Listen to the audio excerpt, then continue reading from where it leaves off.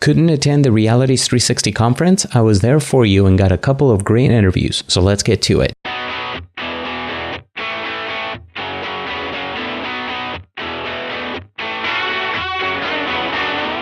You are listening to the How to Create VR podcast, weekly conversations with VR professional creators, designers, and producers.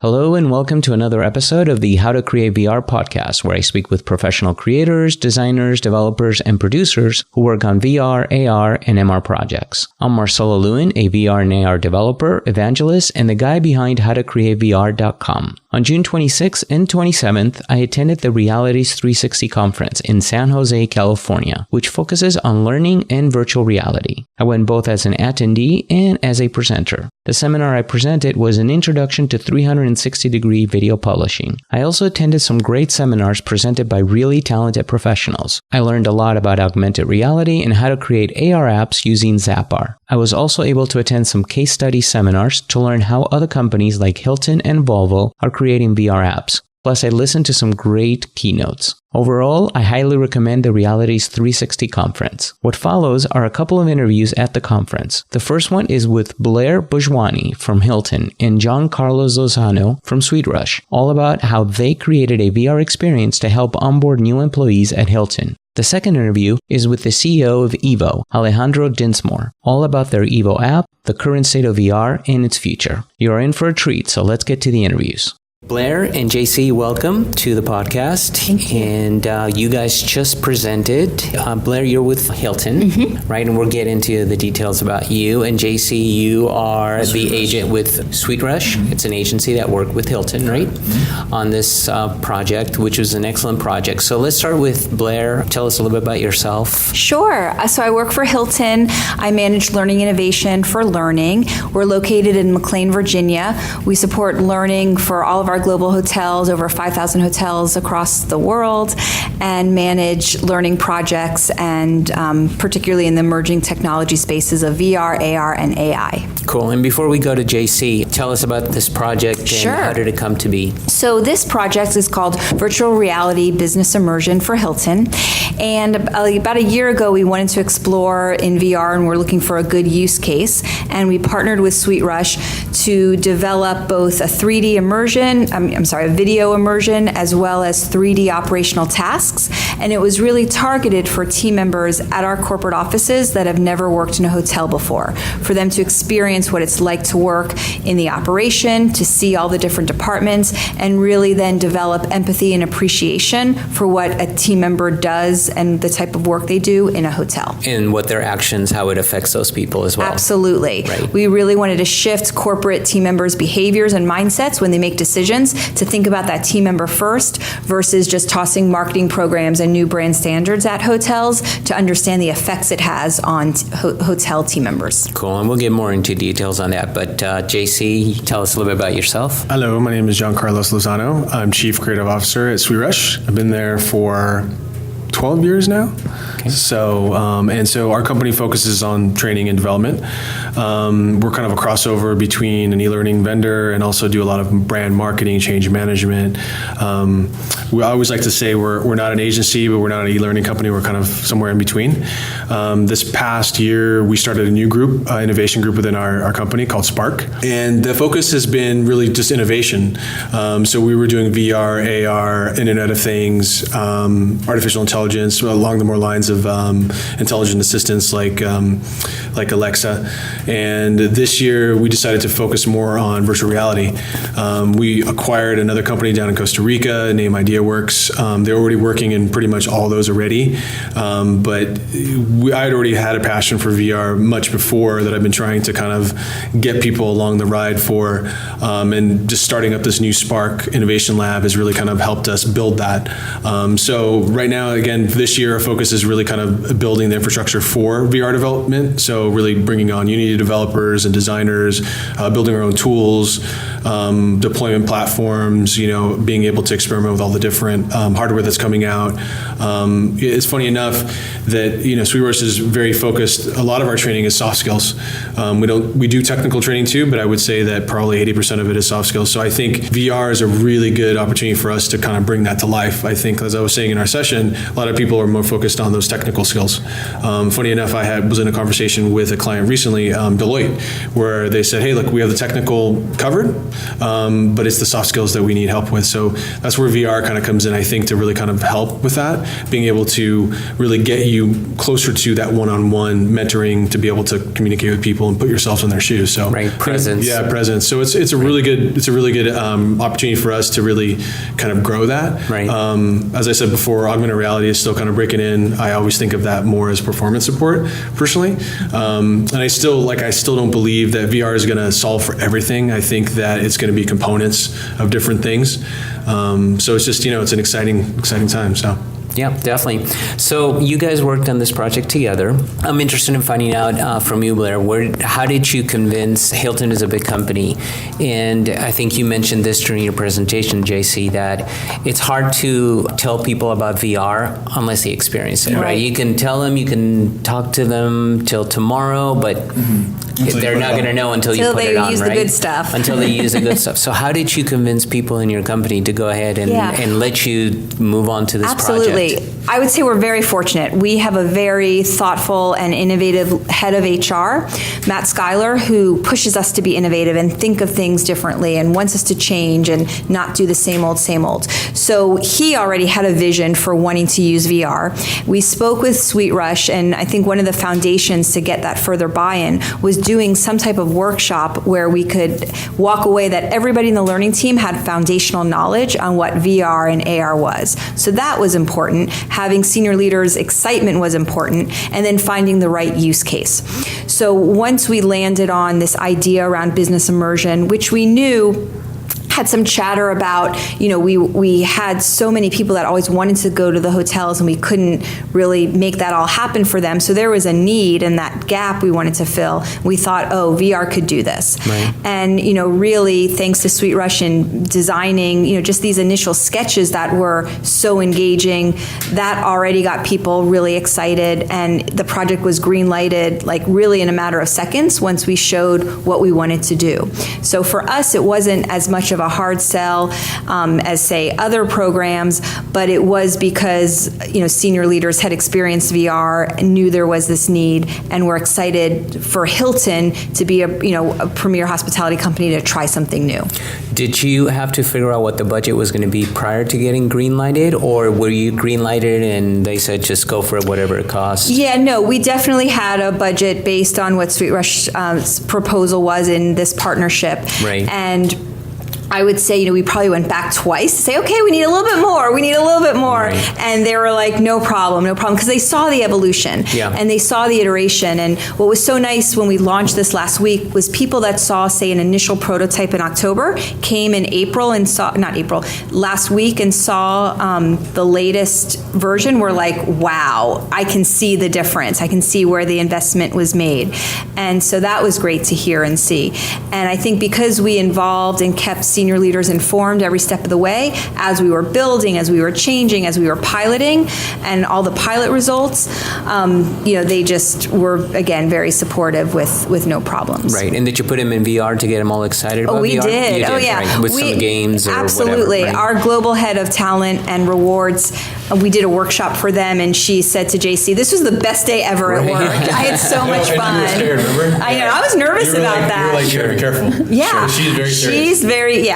But she had a great time throwing boxes and playing in First Contact and we had a little bit of the room service up there. And this was back in October or even September. Yeah. And I'm telling you, once people just try it, they're really sold. Right. And she was like, this is the best presentation. This is the best presentation I've ever been to. Is kind of what she said. It was funny because, doing, these types of demos for senior leadership who are skeptics is always scary, right? You don't know how they're going to react.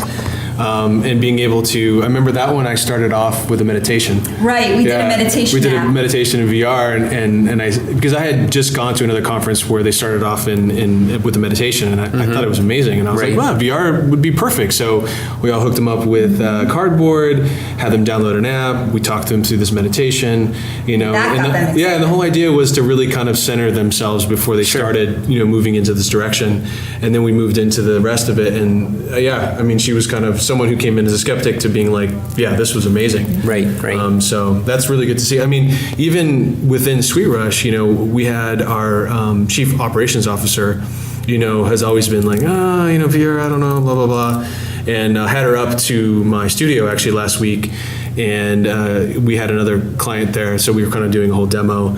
And she's like, I just tried VR for the first time, and it was cardboard. And she's like, and it was amazing. And like, she was going off, and I was like, oh, you just wait. Right. You just wait. If you think cardboard is amazing. Yeah, you just wait. And then I put her in it, and she was doing first contact, and she was like a little kid. Yeah. And then she said afterwards, she's like, I'm sorry that I ever doubted this. She's like, I understand now what this is, and it's gonna change the world. Right. And I said, yeah, it's the first thing I thought. I mean, I thought that back when it was cardboard. Right. I remember putting that on and being like, and it was actually at Google. We were at their, we started working with Google about, I think 3-4 years ago, and they were cardboard was just starting to come out, and we were there for a hackathon who we had gotten invited out to, and there was a couple other vendors there, and we were in the conference room, and they're like, oh, we got this really cool new thing that we're coming out with. The head of Google Cardboard is going to come out and present this to you. And I was sitting there, and as soon as I put it on, I was like, God damn, this is going to be it. And all the things that people are developing for it, it's amazing. I mean, I think right now it's a little bit of like a Wild West. There's no standards. Right. So I think it's actually quite cool. So you can start to develop those standards, be right at the forefront of that. Right. I think there's also an opportunity for a lot of people to do bad stuff. So I think over the next couple of years, we're going to start to see, kind of the improvement of VR. In fact, we just brought on someone right now into the team who's going to help us develop a workshop, and he was at Upload VR. Right. And one of the things he was talking about was, I think their CEO was saying, there's a lot of crap out there. People are making really shitty VR. And that's the thing. It's like, I'm always skeptical about going to these kind of conferences because learning is so far behind everything. And, I've always had the mentality that we need to be like marketing. People want to be entertained. They want to have fun. They don't want to realize, they want to learn by doing. They don't want to be sitting down in front of something and being taught. So, being able to, come to, something like this and see people open is different, for me, because I always come to these and I'm kind of grumpy. And it's funny because when I was at ATD, I co-presented with someone, and the client's like, I hate these conferences. It's like learning is so far behind everything. And I was like, no, it doesn't need to be. Like, it can get there. So I think this is actually that gateway into moving in that direction of being able to do that. It's almost like this will be, in my mind, the catalyst for them to start understanding that it's not just about sitting in front of a computer. You know what I mean? It's about creating an experience where someone walks away and remembers it. Because 99% of the stuff you see out there in training is a one and done. And then by the time you need to use it, you've forgotten it. So it's kind of like, this is, I think, going to be able to change things for a lot of people. Well, I think the retention rate for VR training is 85% versus everything else being 15-20%. Totally, yeah. And it becomes a true memory. Because of presence, right? Because of presence, right? Yeah. So you touched upon standards. Let's get a little on the technical side, if you don't mind. Standards is obviously a really big issue right now, and the big issue with it is cost, right? Yeah. Because you don't have standards like you do on the web for developing websites, right? Websites, you have tons of frameworks now that make you easily go from something to a full website. Do you see that happening? Did you use any frameworks? You mentioned you're working on some frameworks yourself out of this project that you guys created, right? We always like to bootstrap when we can, but if it doesn't exist and it's not been done right, it's always almost better to build it yourself. Right. It's funny because as we were looking at this framework, we were looking at other frameworks that were like it that we could maybe take from.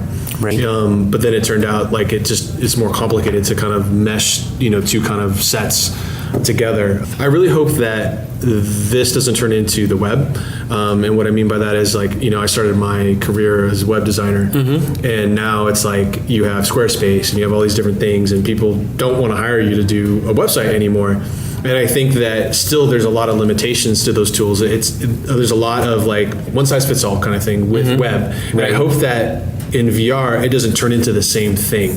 I mean, I think Sweetrush as a company, we do custom content development. So we do work in tons of authoring tools that are standard, like, Articulate Storyline and Adapt and all these different things. But we like the flexibility to not have to be shoehorned into what the standard is. I mean, if you look at like all the authoring tools out there, everyone's doing the same thing. It's like, we're going to make it as easy as possible to make a VR experience. I think what I mean by standards is not so much on the look and feel, but more on basic things of VR, teleportation, grabbing, throwing, those things you don't need to recreate constantly over and over, those actions. So I think we need to, because that'll bring the cost down for a company. Not everybody's a Hilton, right? Yeah. And smaller companies can't afford something like what Hilton did. Yeah. So let's talk about that project real quick a little bit. You mixed, what I found interesting is 360 video and interactivity, and you found a way to make both of those worlds coexist, right? Because people call 360 VR, but it's not really VR. Yeah. Talk a little bit about that, how that works. That was, it was kind of a discovery, right? Yeah. I mean, it was an experiment. I mean, we knew that there was going to be activities in there that we wanted to do in 3D. And I think part of this, at least for myself and the Sweetrush team going into it, we knew we wanted to kind we've mixed those in some way. Right. We weren't sure how we were going to do it. And as we started, it's funny because we actually did start off with a framework to do the teleportation. And we had partnered with another company to do it because they already had it built out. And it was so limiting. We couldn't actually, in fact, part of the integration was such a problem at the beginning that because their framework was so rigid that we couldn't actually do that. Right. And so we rebuilt a lot of the stuff. And I think in rebuilding it, we found ways to kind of meld them together. But as I was saying, it was just like, when you look at, like, we started experimenting with like, hey, what if we take a 3D environment and put a real person in it, which looks like crap, right? Or what if we start putting realistic objects in VR and it still look like crap? So then we're like, well, maybe if we move from one into the other, it's going to work better. Mm-hmm. And that's where we started kind of figuring out, okay, what quality we need in a camera in order to get us there, and what quality we need in 3D to be able to match that. And so, our 3D artists, we're very meticulous about every detail of the hotel. Painstakingly. So like you can actually be able to go from one to the other and it's not a jarring kind of thing where you're like, whoa, I'm in another world kind of thing. So I think that was key in trying to kind of do that. And I think knowing that 360, what 360 is good for as opposed to real VR, which is in 3D, is really important because those activities needed 3D. They needed to be able to move around objects and not be kind of just like circled by a TV, which is what 360 is. And I think that was really kind of key in our design process. So what kind of tools did you end up using for this application or for this game? Oh, it's all built in Unity. Yeah. It's 100% Unity. It's 100% Unity. Okay, and you said you shoot for the 360 video. What did you shoot it with? Well, Insta360, yeah. Insta360. Yeah, and it's funny because when we first saw the project, and this is how we met the first vendor, we were going to use, I forgot the name of the camera, but there was another camera that was like, I think it was like $30K, and so we were going to rent it because we knew we wanted to do kind of higher end, and we knew we were going to be for Oculus, and then we're like, we're not going to pay that, and so that company was buying an Insta, and this is before it went down in price. It just got released. The Pro, the Pro, yeah. And they said, okay, a stereoscopic sound, stereoscopic video, this is going to be perfect, and it looks good. But then, we started kind of questioning, like, well, what if we use the lower end cameras? Is it going to be that much different? I have two other partners in Spark, a guy named Justin, who is kind of even more of a developer than me. He's actually a coder, but also a creative director. And then I have a full-on coder who's used to lead up IdeaWorks, who we kind of took up, and so he's a Unity developer. And so they have constant debates about, what camera to use. Is stereoscopic there yet? Yeah. They're convinced that it's not, that there's no benefit unless you go way high to get that camera to actually see the difference. Right. Adrian, who's the Unity developer from IdeaWorks, he believes that actually DSLRs can do the most crisp. Sure. But there's a lot of a lot of work being able to get that right. Yeah. And stitching it. Yeah. So I think hopefully that becomes easier because there's a lot of expense in that. Sure. But we just did another project for Hilton where we went out and filmed in Orlando and we used I believe it's the Hero, right? Or the Omni? Is it the Hero or the Omni? The Omni. Okay. And it took took amazing pictures. It took amazing video. It actually looks better than the Insta. And so what we're thinking is like, the race to get into stereoscopic, they're just not even there yet. So, why even spend that extra money to do it at this point? Yeah, so definitely. Right. That was how kind of our thought process. So share with us one thing you learned through this entire process that could help other people avoid. Overestimate. The head of our group, or the head of our Unity group, he always underestimates like everything. So we always pad everything tremendously. You're talking about delivery time, cost? Cost. But cost and delivery, I mean, I think, I think there's a lot of issues and challenges that come up that you aren't planning for. Sure. So Murphy's Law is in effect times 1,000, I think, in this new stuff that I think that you need to, like, if you're like, oh, it's going to take me, 2 weeks. It's not. It's going to take you longer. Right. Especially if you're doing new stuff. Because problems are going to come up. You're going to have other user experience issues that come up. But like, as you said, as they start to standardize motion and grabbing and teleporting, and those things will kind of go down. And I think the recentering thing will probably be automatic eventually too as well. So I think overestimating your time, overestimating your budget is important. Obviously, when you're going new into the field, I think doing things at cost and not doing things with a massive profit margin on it. That was also an argument that when I went back to them, I said, look, we can't add our normal profit margin on this because we're not experts. I'm like, if I invited you over to my house and you said I'm an expert in building roofs, but you figured it out while you're up there and you charge me for it, like, it's not right? So plus it helps you build your portfolio. Exactly. And that's the thing. I mean, we went from having basically no examples to showing other people's work into now we have tons of our own examples that we built. And one of them is Hilton, which is not a bad brand to have behind you either. Absolutely. So, we're happy. Yeah, it's a win-win. Yeah, totally. It was. Yeah. Right. I think, like I was saying before, partnering with companies that want to share is important too as well, because that's always the biggest thing for, like, you go to any e-learning vendor and seeing their work, it's hard to really see their work because most of the stuff is, hidden, so it's hard. So I think people being a little bit more open into sharing these experiences so that other companies kind of take off are big. Another thing I've seen too as well is that there's companies that are so large, say like a Deloitte, who actually bought a VR company. People don't even know about it or are using it, within the company. So I think being able to, get kind of visibility throughout the company with the stuff you're doing is important. Right. I mean, if you want to make an impact. That's definitely important. Yeah, especially as a vendor. So. Yeah. How about you, Blaire? What's the one thing you've learned throughout this entire process, good and bad? Sure. So I'd say one thing, I just became a lot smarter in all this VR stuff, knowing all these new terms and understanding how the technology works. So that was just exhilarating because I love to learn, and I feel I've made a real difference to be able to translate what it means to everyone else in our learning department. But I think a big lesson learned was really scoping out and choosing the right project. We had a list of 100 things that all seemed so great for VR, but as we talked and drilled these down, we realized, that's easily repeatable. We shouldn't do that. And that, isn't accessible for this corporate office.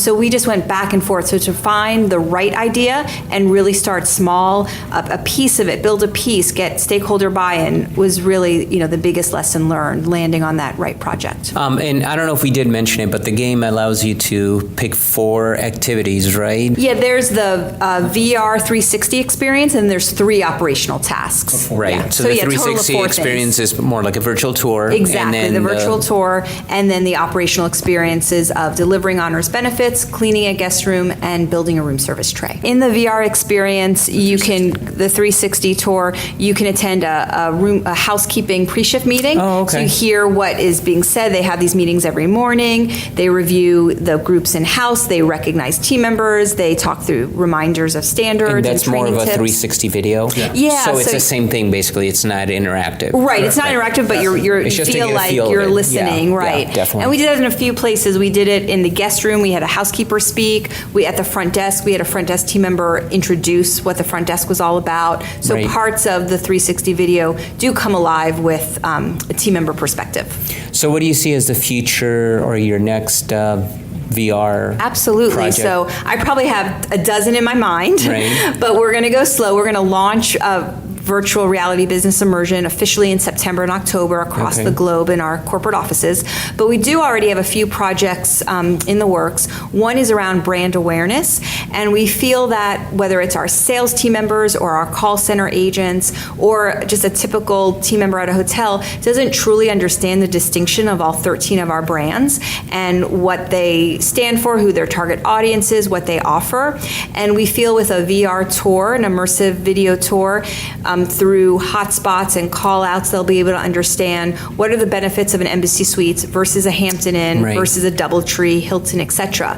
And particularly our call centers, we might have a call center in Delhi, India, and they'll never go to the Hilton Hawaiian Village, but they sell it all the time. So through VR, they can understand, wow, look at this impressive ocean view room and understand what they're selling. And so I'm anxious to get that project off the ground. I think it'll make a big impact. Right. I was going to say that would be a huge impact versus looking at a brochure or even watching even a flat just a video. It doesn't do it justice. It doesn't do justice. Right. And then on the flip side, I really want to get this in front of guests and consumers. Right. I think it can do a great job at the front desk for upsells and to showcase different meeting rooms and different guest rooms, and people have the opportunity to really experience what their wedding venue would look like, without even, going to the hotel and do things like that. So cool. I think there's limitless possibilities. I agree. Yeah, definitely. How about for you? What's your next big project? Or if you want to answer, what would you like VR to be like, let's say, in the next 10 years? Oh, wow. Not what will it be like, but what would you like it to be like? Okay. Hopefully it's the same. So I think our next big project is still building out the infrastructure and tools. Right. The platform, I think, that we're working on right now is going to be huge for us. You plan on open sourcing that at all, or just going to keep it internal? I would love to build IP. I'm hoping that Spark allows us to build a lot of IP. Like I was showing the VR rooms one that one of our creative directors made. I think little tools like that, including the platform too as well, hopefully we'll be able to kind of turn around. But for right now, it's really kind of our own selfish use, to make things easier. I mean, I think, when we first started kind of moving into this, I definitely was looking at Striver and seeing what they were doing, and I really love that idea. That's a great company. Yeah, they have end-to-end solution. Yeah. And so, I think that's key. They always talk about that the biggest obstacle for VR is really scalability and being able to kind of create that end-to-end solution, because you even know, even just, the equipment's temperamental and you need support and it's expensive. But I think, eventually, like I was saying before, I think VR is going to become so accessible to everyone. I mean, I do hope that, my passion is for the more custom stuff. So I hope that there is still room for that, so it doesn't turn into something where it's always like, hey, anyone can do VR. I mean, I definitely think that's going to be there. Sure. Tour Builder is an example. Now everyone can start to build their own tours. There's lots of tools out there for stuff like that.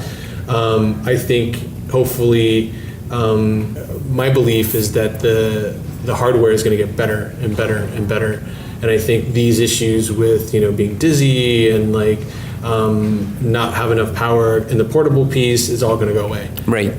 Where you're going to have just really powerful headsets. I hope that the thing I fear is it's funny because when I first got the Go, I was like, oh, Netflix is in it. Now I could sit in my bed and watch Netflix. And then I'm like, now I'm cut off from the world. I'm already sucked into Netflix already as it is. Now I'm going to be cut off from my family. And so I think that there is. But there's a time for doing that. I mean, I actually watch Netflix in the room because I'm here by myself, wife and kids are, back in LA, and I literally put on my Go. I brought my Go so I can watch Netflix on a 100 inch screen versus the TV. Well, they need to let you download. That's kind of sucky. That's the next step. So, yeah, that's true. Yeah. All right. Yeah. Well, if people want to get a hold of you or want to learn more about you, do you want to give a URL or an email? Totally. You can find us at www.sweetrush.com. Cool. How about you, Blaire? Hilton.com. We can meet any of your hospitality needs, but on the learning side, you can find me, Blaire.Bohjwani at Hilton.com for any further questions or follow up on on learning innovation of what we're doing. And it's just an exciting time. I think VR, again, for learning will explode, but also I can't wait to see it in the educational front with kids and in elementary schools and to college. Yes. I think it will be a real game changer. We're not there yet, but I look forward to that to come as well. It's going to bring worlds to people that can't access those. Yeah. That was what Expedition was built for. So yeah, definitely. All right. Well, I'm glad to hear you guys being so passionate about it, because I'm a VR evangelist, and VR should be everywhere, I think. I agree. And I can't believe so many people still don't know about because it. they haven't tried it. That's the thing. I honestly didn't believe in VR until I put on an HMD. And when I put on the Rift, I said, oh my God, I was hooked. Yeah. So thank you guys. I appreciate it. Thank you. Alejandro Dinsmore, welcome here to the podcast.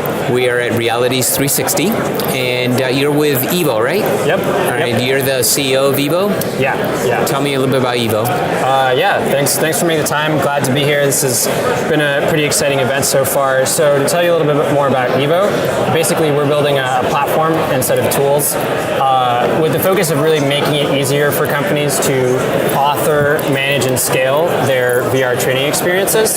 So there's several components. We have a set of authoring tools, which don't require a technical background, which make it really easy for people to combine 360 videos into an interactive experience. Then we make it super easy to publish that content to all the various mobile VR platforms. And then we deliver analytics on how people are engaging with that content, which is super critical, especially in these early stages of figuring out what use cases work, is it effective, and then how do you scale that? So let's talk about the first part, the putting together, right? Yeah. This is a tool that allows you to bring in 360 video. Any kind of specific 360? Can you bring in 3D video as well? Yeah, absolutely. It's pretty, as long as it's in a video format, we like equirectangular? Yeah, equirectangular. It can be, top, bottom, or left, right, stereoscopic content. It can be mono content. We always suggest going for stereoscopic when possible because you get that additional depth effect. But yeah, we support all kinds of 360 video. So what kind of interactivity can you add on top of that? Yeah, so there's a couple layers of interactivity you can add. Most of it basically functions off of a sort of hotspot-based system. Right. So you can easily, just using like a drag and drop preview editor, place these hotspots in your 360 video, and then you can have the hotspots either trigger other 360 video assets, or you can have them trigger spatial audio assets. So those are kind of the main forms of interactivity, both video interactivity, but audio interactivity.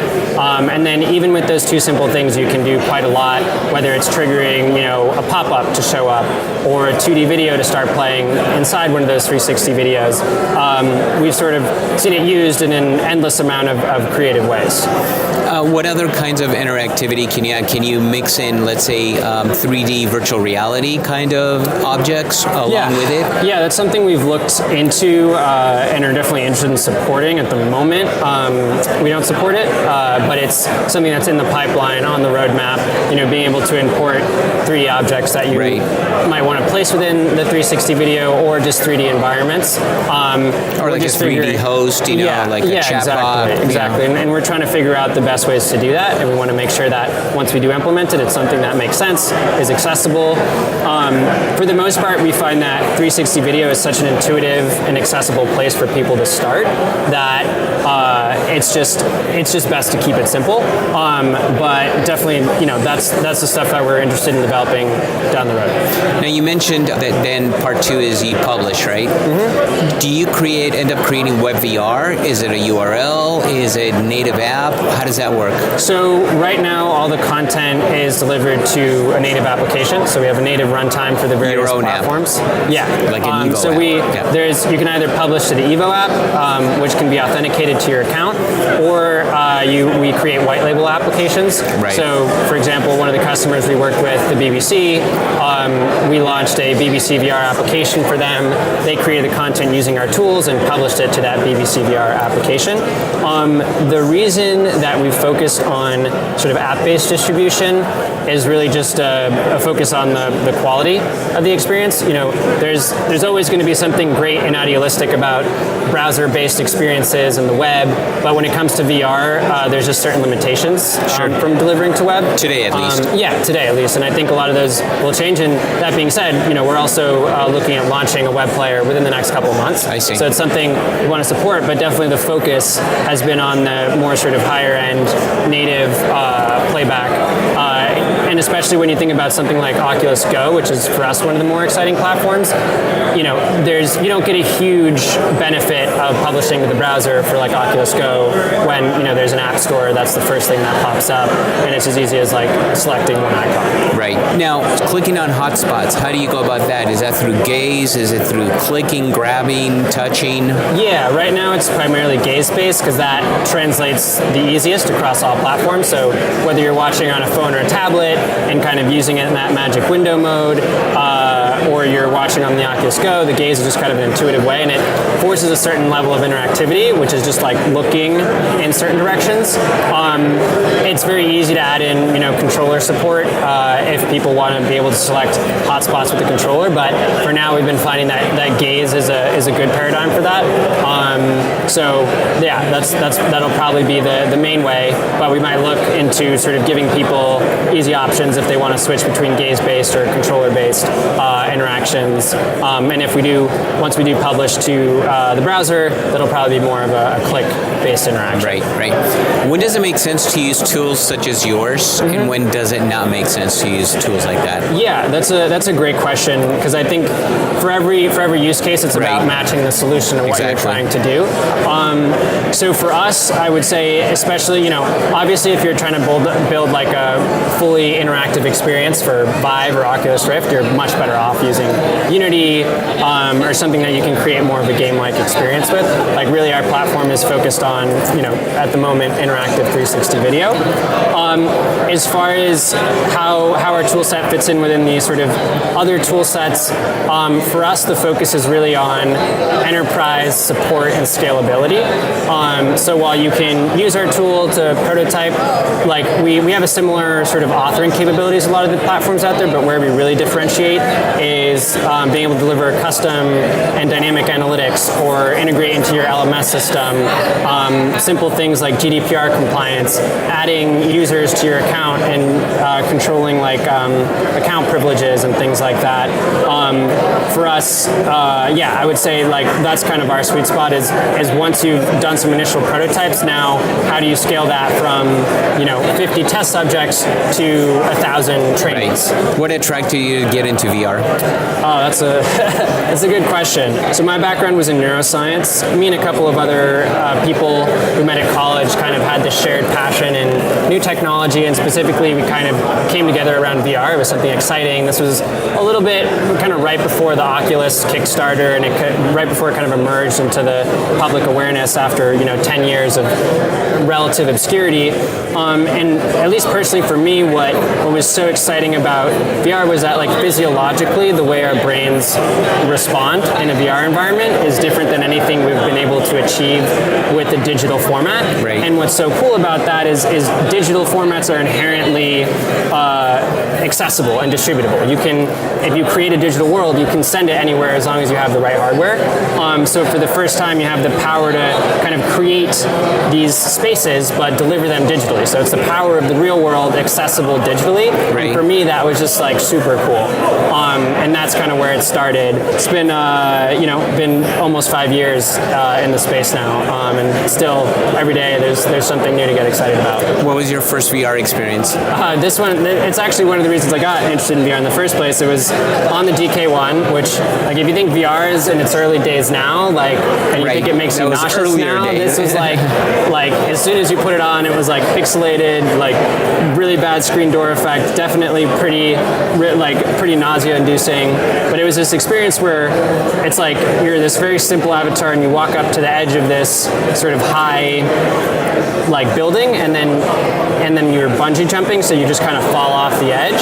And what was so impactful for me was looking down over the edge of that sort of tall precipice. I get bad vertigo, and in that I was hit by this wave of vertigo, and that was sort of that magic moment where it clicked for me. It's like, oh, this is something that real.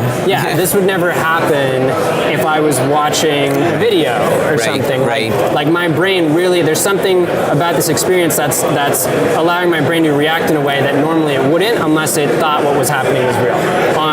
So that was, I still remember that experience vividly, and was definitely one of the sort of catalysts into getting me hooked in VR. And I think for a lot of people have similar stories, I think. Yeah. That first moment in VR is so important, and that's definitely a shame that I think a lot of people don't always have the best first experience in VR, and I think you can lose a lot of people in those early stages. Right.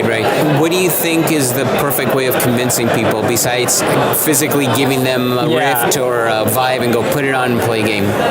The best way of convincing them to to get into VR, to try it out. Yeah, because that's the big problem right now, right? Yeah. It's hard to describe VR unless you've experienced it. Yeah. I don't know. I think that's a really hard challenge to get around, because inherently what sets it apart is that physiological reaction. Like that's what makes it magical. So it's hard to put that into words. Like, oh, it feels different, you know? Right. I mean, I think just some of the awareness around like some of the cool experiences that you can do, even just like, personal accounts of how it impacted people. I think there's some really sort of viral stories around using it in senior homes, or how, like the empathy generating experiences I think can be very impactful. But I think, focusing on the content, the types of experiences, focusing on the unique things that people have been able to achieve with VR that weren't possible before is a good way, but it's really hard to beat that like in-person experience, and which is why I think things like the Oculus Go, suddenly it's not that difficult to think about. I've never really been that interested in having my own personal headset because there wasn't that much to do like at home. Like I've worked in the space, there's a lot of interesting applications, but there just wasn't enough content to like be in my living room and be like, oh, I'm going to go put this on for a while. But now with the Oculus Go, it's one of the first devices like, this makes sense for something that I could have in my living room that would be an alternative to watching TV or going on my laptop. Or getting on the phone. And it's simple as putting it on.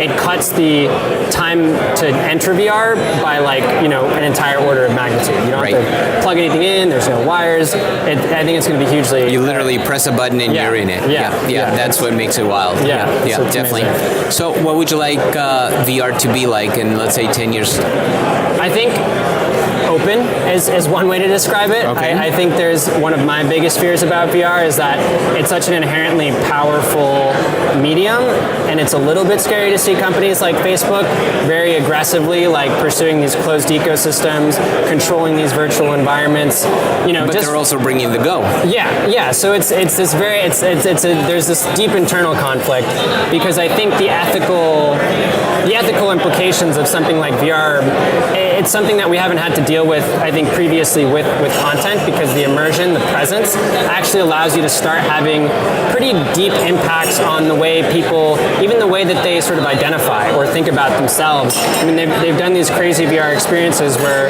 it can change the way that you think about something. So to think of one centralized company very tightly controlling those virtual environments that you're placed in, it gets a little bit, it's a slippery slope. So, hopefully in 10 years, there's a general spirit of openness of, like being able to not having one company control the entire ecosystem, I think would be beneficial. Ideally, also that sort of standalone platform, 6 degrees of freedom, room scale VR, in a standalone device that you don't have to plug into a desktop. I think once you have that, it's a totally different thing we're talking about. Which, of course, that's coming from Oculus, the Santa of Cruz. Course. Yeah. So it's definitely it's a double-edged sword there. They're the ones who have the ability to pioneer this stuff, to put it out in the market, and to create this change and get people on. But then they're the ones who control it, which is hopefully they'll be ethical. But you already have some of these issues, like even with Facebook and fake news and all this stuff. And that's just like a web page. Like what happens when they control these entire virtual environments that you're in. Yeah, it's a big ethical question. Yeah, definitely. Yeah. Cool. So if people want to find out more about EVO, what should they do, Alejandro? They can go to our website, evo.com. That's probably the best place to start. They can email me directly. First name, Alejandro at evo.com. Always happy to talk to anyone, help out if I can, help people get started in the space, and yeah.